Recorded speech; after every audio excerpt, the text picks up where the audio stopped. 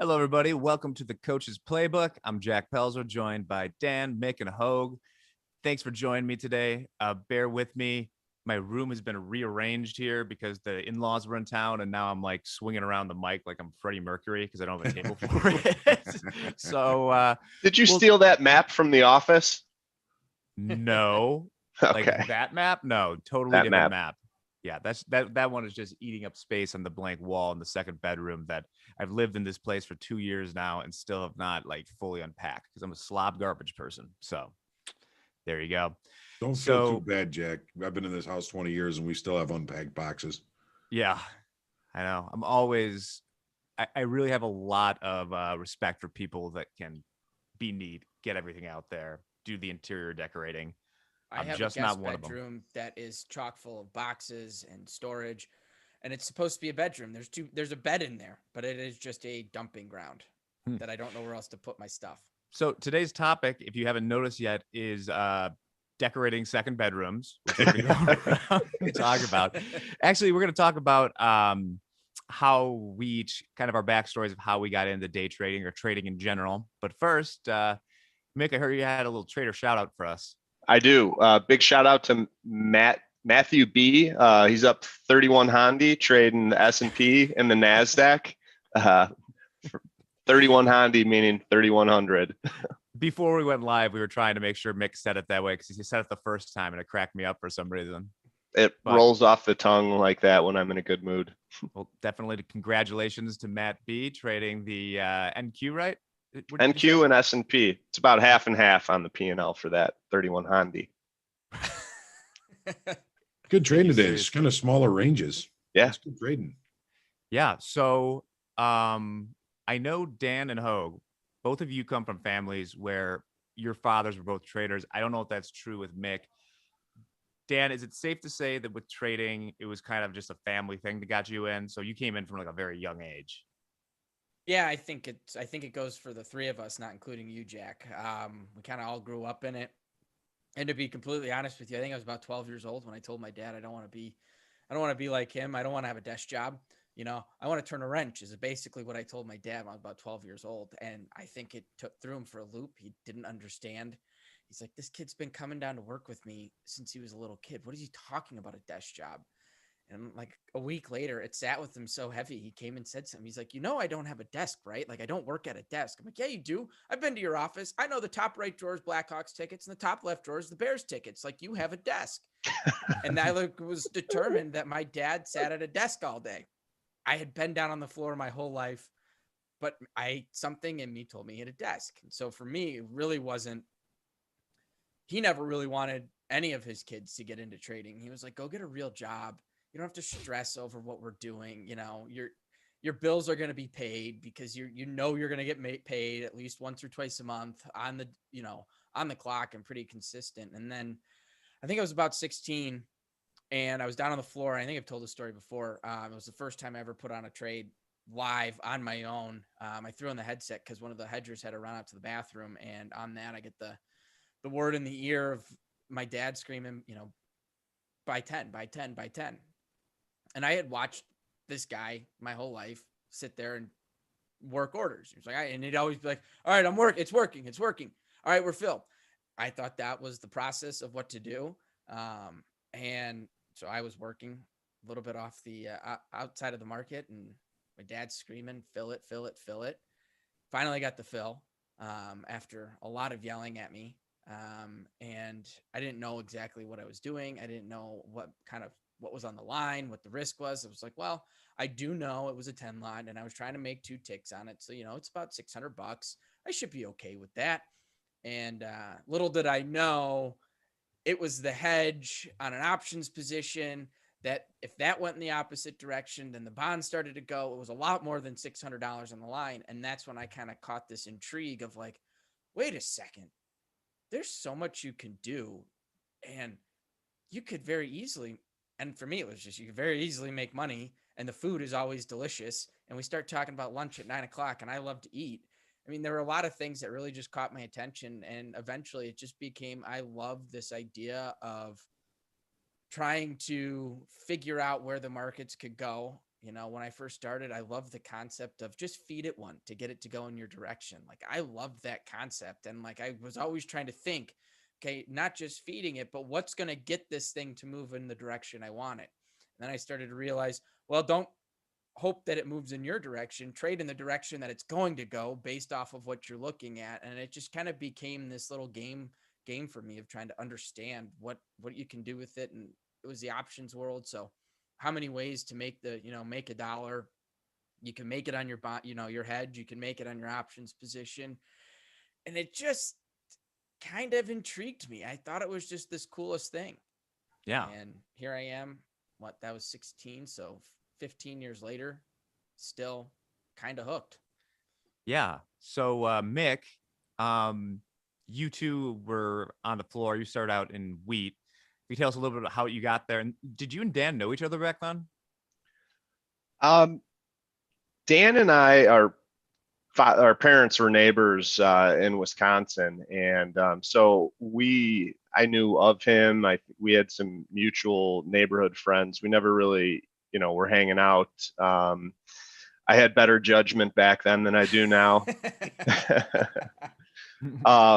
But so I knew him a little bit. But like you said, Jack started out in the wheat down in the grain room at the board.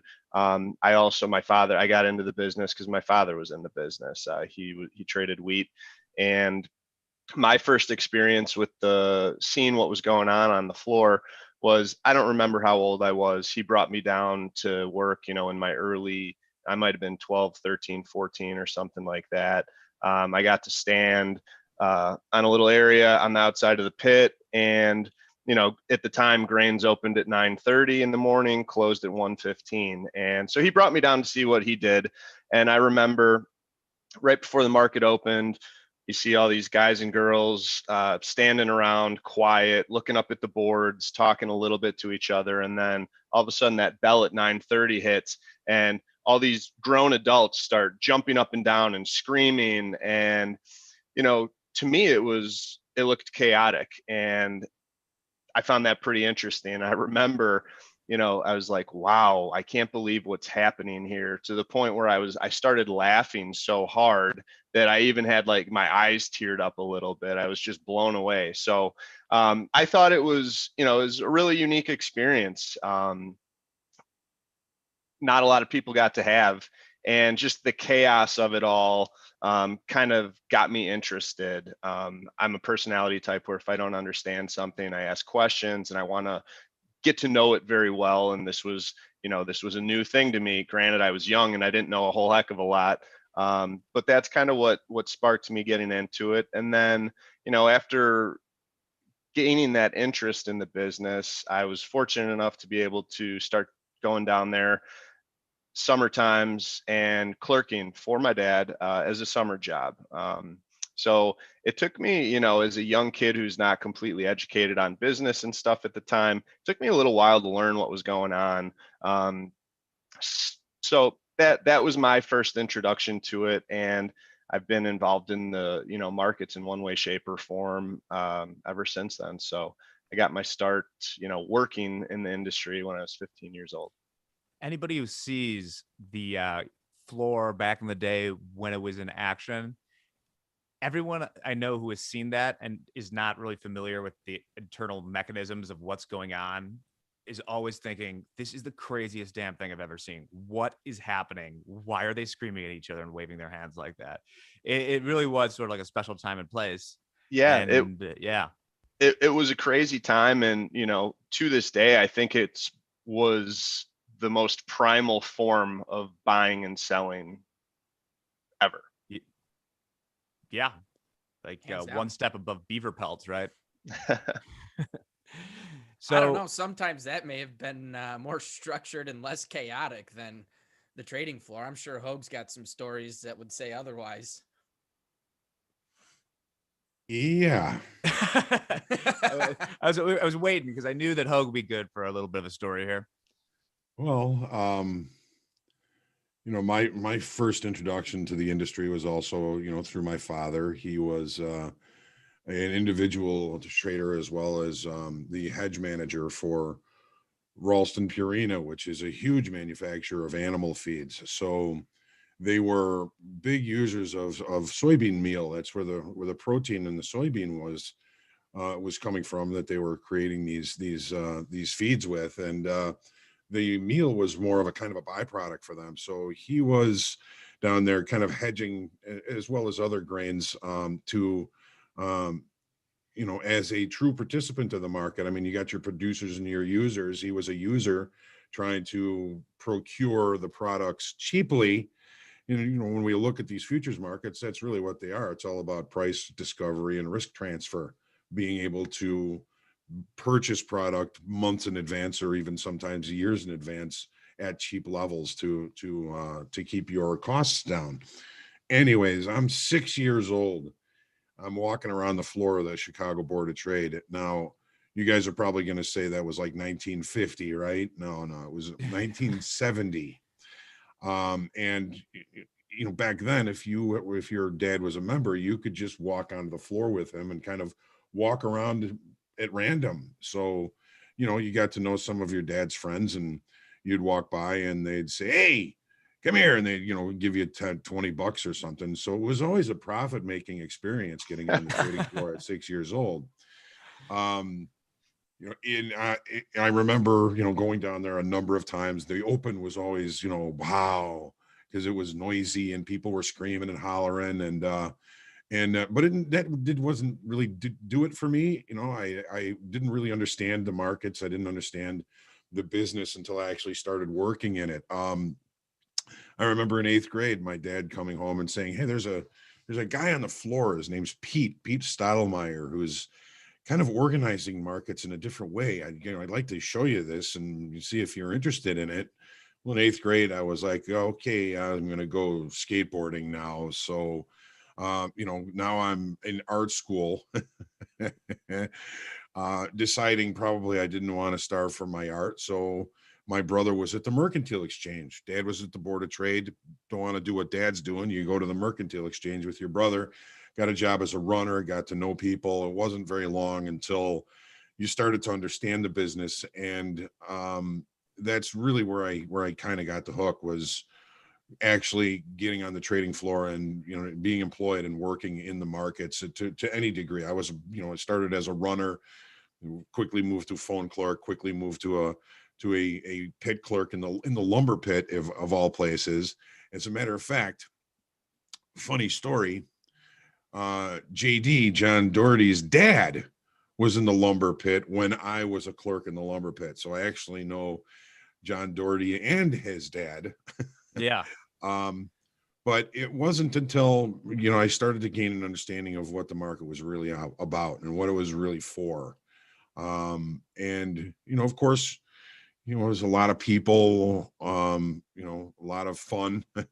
If the markets were slow, it's not like we had things to do. We sat around telling jokes. But it wasn't too long until, I decided that this was something I was really interested in, because I always knew that there was a creative aspect to it. Being able to accept information, maybe contrary to what you think or you see, is part of that kind of creativity, to be able to recognize that. And it was something that kind of seeked me out as well. I got recognized, I guess, pretty quickly, and moved along. I don't think I was a runner for more than a few months and a phone clerk for 3 months before I was actually holding a deck in the lumber pit. And it was, it's been definitely an experience. And you're right, it was a space and time that is gone. But I had the benefit, we all had the benefit, at least the three of us, and JD, to work on a trading floor, to learn the business in a safe way, before actually, putting any of our money at risk or anybody else's money at risk, which is, it's no longer there. You're not, there's no jobs on the trading floor anymore. It's one of the things that I think is so important about Top Step, is because we offer people the opportunity to immerse themselves in the markets in a way with a little bit of skin in the game, without risking big money. And so I feel like Top Step for many people is the learning on the trading floor that we had the benefit of doing. Yeah, Yeah, I I don't think think my start was crazy, crazy safe. I was told to just start trading.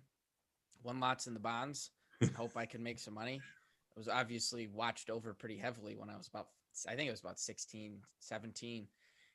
There was no safety in that one. I didn't know what the hell I was doing. I was just pointing and clicking and hoping to pick up a tick or two and be like, hey, look, I bought enough. I made enough to buy lunch for 3 people today.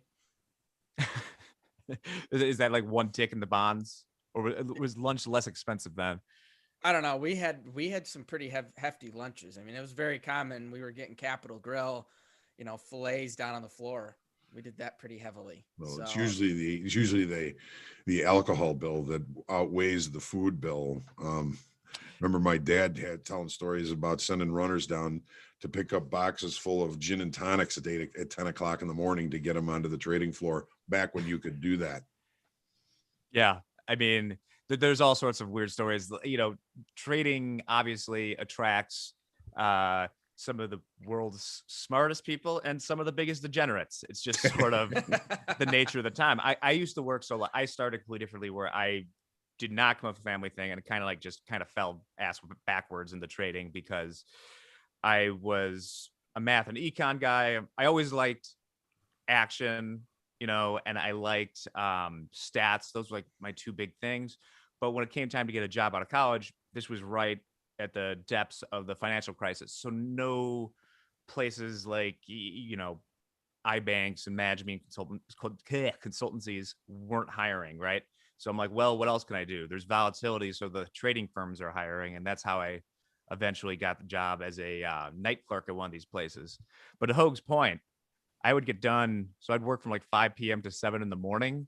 And then you'd go get breakfast at Billy Goat's. And there would be a lot of guys in trading jackets drinking screwdrivers at about 7:30 in the morning. And I don't think they were working the night shift, but to thinking they each needed their a own. little hair of the dog there. Yeah. But I only actually saw the floor. I worked in the same building and I would see the people walk by all the time, but I only saw the floor once at the Board of Trade, right when they were about to kind of close it down or whatever. I went for prosperity's sake. Billy When Goat they brings back memories, Jack. I when I was working the graveyard shift, midnight to 7 a.m., I used to finish up and I'd be done with work, so I'm hungry, ready to get a bite. So I'd go over to Billy Goat for a burger at 7:30 in the morning, and I would see some people. We're all on different schedules. I'm having my lunch. They might be having their 5 o'clock happy hour at an early time. We were, because on Fridays we get off at 7 a.m. So it was sort of like the 7 a.m. happy hour, which sounds a lot worse than, it is. It was the end of our week. We went home and went to sleep on. But that was super cool. And from there, I just kind of got excited by just the process of trading. Like from day one, they were having us enter all these orders for the people we were clerking for. And so I just started within the first week making trades right away. And it really interested me for good 5 to 7 years. I really was, all my heart was into the trading, and then it wasn't. So I took a little bit of a break, but now getting back into it and kind of talking to some of you guys through Top Step and things like that, I've really come to kind of enjoy trading, especially when it's not my whole career now. I love doing a little trading on the side without worrying about whether I'm going to, blow up my mortgage or whatever. So it's definitely kind of, gotta I have went, a few mortgage payments set aside just in case something goes bad. yeah, yeah. You can't, what we always say, don't lose what you can't afford to lose, right? And when you're doing it full time, like I was for a number of years, that's tough because that's your job. That's where you're at. You kind of have to make the money, or else it might be time to start looking for a new job. So, Well, I mean, a lot of traders, even especially at the beginning of their careers, had other streams of income, had other ways to make money to make sure that the bills at least got paid. I'm one of them. I tended bar for a lot of years, just making sure that I was, going to be able to maintain my lifestyle, pay my rent, have fun, whatever it was. There were some really good times and some really tough times in those years. And, and then traders, that are doing well are usually thinking about creating more and more streams of income to kind of diversify what they've accomplished. So Yeah, and not to detour too much, but I think that's an important point you made where I think a lot of people are gung ho that they want to be, their goal in all this is they want to become a professional trader. They want to ditch everything else and they want to be a full time professional trader, which is admirable. I would just warn that that could be a stressful lifestyle if you don't have other income flows, right? There's no guarantees in that. You could work your butt off a whole month and lose money on the month, right? Which is different than a lot of other jobs. You know, other jobs, you pay, you know, you show up, you do the work, you get a check. It's all part of the deal. So, you know, be careful and think about those things. It would be my advice to people who are trying to do that. I'm so happy you guys both mentioned that. I think it's extremely important for people that whether you're new to trading or you've been trading for a while, make sure you have some source of income coming in outside of your trading. The pressure to perform is enormous when you're relying solely on your trading, and it really will affect your performance. I was just talking to a trader about that this morning. I think it's so valuable to have something else coming in, save yourself some nightmares, save yourself a lot of stress. It's definitely a smart way to go. And then, you know, at a certain point, hopefully with your trading, you can say, you know what, I'm consistently doing this. I'm comfortable. I think I can drop off a couple of these, you know, side jobs or whatever else you're doing, and put a little bit more focus on the trading. Nice. And as a little teaser, Dan and I are talking about a similar topic on the podcast we're about to record. And Dan, this is complete coincidence. My mom sent me a picture of a letter that I wrote in like 2000 talking about what stocks I was buying. So that would have made me like 12 years old. And there are some spicy takes in there. So I think you're going to enjoy We're going to have to hearing. break that one down. We're going to, yeah, a Warren Buffett I was not. I'll give you a hint. And Ron? One of them was Compaq, which, I mean, I'm sure you guys are all on Compaq computers right now, right? Yes. I had a Compaq. I had one. Yeah, well, that was like the high watermark. There was some other stuff that was just truly terrible.